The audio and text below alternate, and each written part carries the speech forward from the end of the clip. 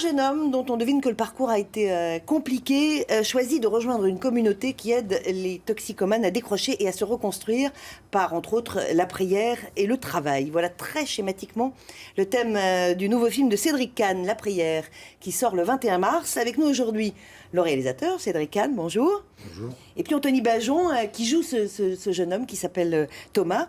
Alors, avant qu'on en parle plus en détail, on va regarder la bande-annonce, comme ça on saura exactement de quoi on parle.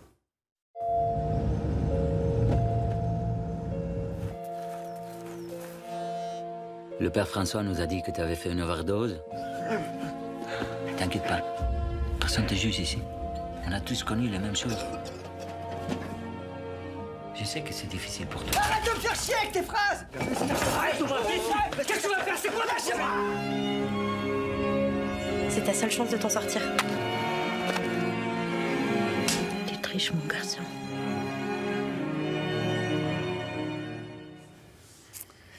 Cédric Kahn, alors, contrairement à ce qu'on pourrait penser, c'est pas un film sur la religion, en fait.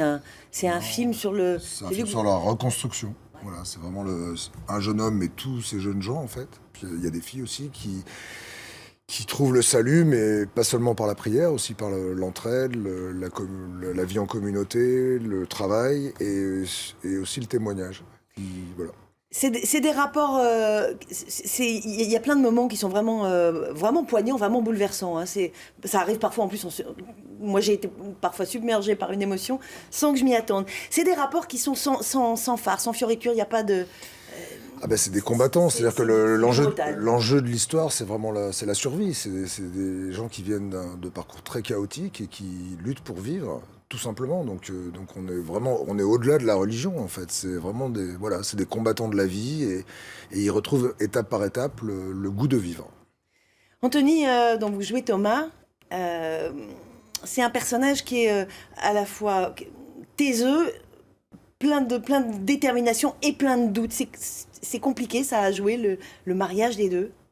En tout cas, il y a une grosse évolution du personnage qui était intéressante pour moi en tant que comédien à explorer, et surtout sous la direction de Cédric. Mais effectivement, au départ, il se servent. Enfin, moi, je me suis vraiment servi de mes émotions parce que pour le coup, j'avais aucune parole qui pouvait m'aider. J'avais aucun support à part mon regard, en fait. Et effectivement, il y a une évolution du personnage, mais c'était beaucoup plus facile pour moi d'entrer de cette manière dans le film, par le silence, en fait. Alors, c'est un rôle qui vous a valu, il faut le signaler quand même, donc le prix d'interprétation masculine au Festival de Berlin. Il y a eu 7 comédiens français qui l'ont eu en totalité. Le dernier, c'était Jacques Gamblin en 2002, dont vous avez prié pour l'avoir, j'ai lu. Il y a des beaucoup plus illustres avant, Jean Gabin, Michel Simon, Jean-Louis Trintignant. Donc ça veut dire, ça vous met une pression... Ça fait plaisir, mais ça met la pression quand même un peu. Non, pour le moment, je réalise pas, donc ça ne me met pas de pression. Puis je suis surtout content pour le film parce que ça nous permet d'avoir une petite étiquette en plus. Mais en fait, je pense que le prix va surtout me servir les jours où je me sentirai pas bon en tant que comédien. Je regarderai ma petite statuette et je me dirai, bon, il y a peut-être quand même moyen de faire quelque chose sur un plateau. Comment vous l'avez choisi, Anthony? Quand on voit le film, on comprend bien, mais... parce qu'il a l'air tout doux comme ça, on sent pas. Vous voyez ce que je veux dire? Il y a une force terrible dans ce garçon, dans ce personnage. Ça, on a vu très vite aux essais qu'il avait cette intensité-là qui lui permettrait de porter le rôle. C'est une intuition, hein, c'est difficile à expliquer. Voilà, ça se partage avec un casting directeur, une productrice. Enfin voilà, on a vu ses essais. Il a fait les mêmes essais que les autres. Tous les garçons du film ont fait les mêmes essais. C'était une prière et un témoignage, qui sont pas des choses si simples à faire.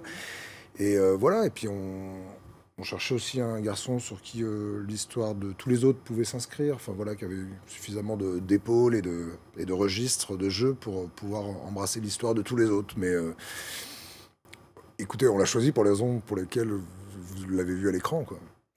Vous avez tourné dans la région, j'ai vu dans le Trièves et puis en Savoie, c'est des... Non, dans le Trièves. Tout dans le Trièves. Ah oui, le film ne sort pas du plateau du Trièves, à part la fin, quelques scènes.